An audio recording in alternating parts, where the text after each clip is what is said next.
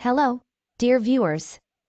We want to ensure that everyone can enjoy and understand our content to the fullest. If you find it beneficial to have subtitles, we encourage you to enable closed captions, CC. To enable closed captions, simply click the CC button or the settings icon on your video player and select English. Don't forget to like, subscribe, and share our videos. Greet someone and you use this same expression over and over and over, and you'd really just like to learn some other expressions, some natural expressions, to learn how to greet someone the way a native English speaker would. Because I'm sure you don't want to greet every single person you meet with the same "Hello, how are you?" Right? That gets pretty old pretty fast. So in this video, I'm going to teach you 10 supernatural ways that you can greet anyone and sound like a native English speaker. Teach you 10 ways that you can reply to these greetings. So now you'll learn 10 natural greetings and 10 ways to reply to those natural greetings as well. How awesome is that? So the first one, we can take our very textbook, "Hello, how are you?" and we can actually just take this simple expression and make it sound way more natural with two very easy changes. We can simply say, "Hey, how are ya?" Hey, how are ya? Already it sounds so much more natural. So how could you answer this? In our textbook expression, "Hello, how are you?" most students would reply with, "I am fine, thank you," right? We don't want that. So you can say, "Hey, how are ya?" And you can reply with, "Good, thanks, and you?" Good, thanks, and you?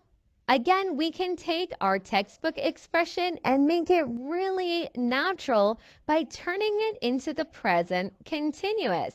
And we can simply say, "How are you doing?" "How are you doing?" And then you can answer, "I'm doing great." This one is my favorite. I use it 90% of the time. "How is it going?" "How is it going?" All my students know this one because, of course, I'm going to teach them the way I greet people. "How's it going?" And to reply, "It's going great." It's going great. Very important to notice that. It's going great. What's up? What's up? That's a fun expression. What's up? And to reply, "Not too much. Not too much." This one's a little more of a complicated structure, but native English speakers use it a lot. So I recommend that you become familiar with it. "How have you been?" "How have you been?" So try to match my pronunciation. "How have you been?" And to answer, "Been great, thanks."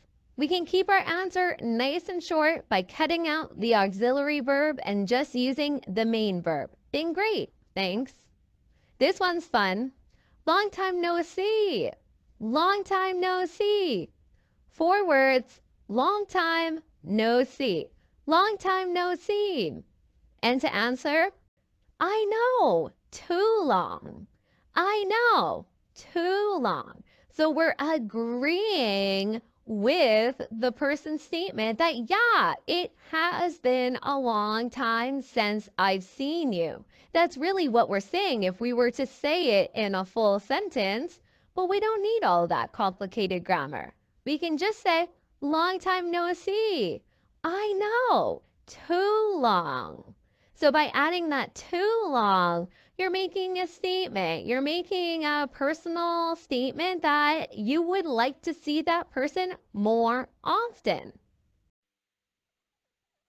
The biggest mistake people make when learning English, and probably one of the most common misconceptions, is that people think that they need to study English. And I say, don't study English, live English. Let me explain what I mean. What does studying mean? And how do people usually approach this process? And how do people perceive studying? Studying means getting knowledge about something by reading, examining it in detail, or researching. We usually perceive studying to be hard and boring and something that you can usually complete and leave behind, like a course, or when you study in school, you can't wait to finish it and forget about it. When people think that they need to study English, they usually think that they need to take a course or work with a teacher one-on-one for some time, and that'll be enough. When they finish it, they will know English and they won't need to go back to learning again. Boy, are they wrong. Well, to be fair, to each his own. If your goal is just to pass a test like IELTS, then yeah, you pass a test and you forget about it. That's why it's important to determine your goal. Do you need English to pass an exam or test? Do you learn it for fun?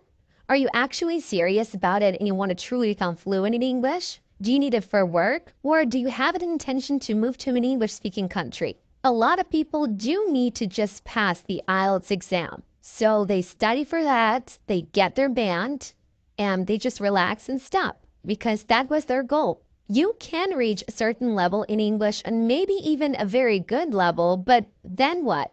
If you just quit practicing and using English, your skills will worsen. Of course, you can take breaks from learning. If you go a month without saying a word in English and not listening to anything in English, you'll be fine. But if this period expands to a year, you most likely are going to have to work on some skills once again, especially speaking, and you might forget some vocabulary. That's why I prefer living English. What do I mean by living English?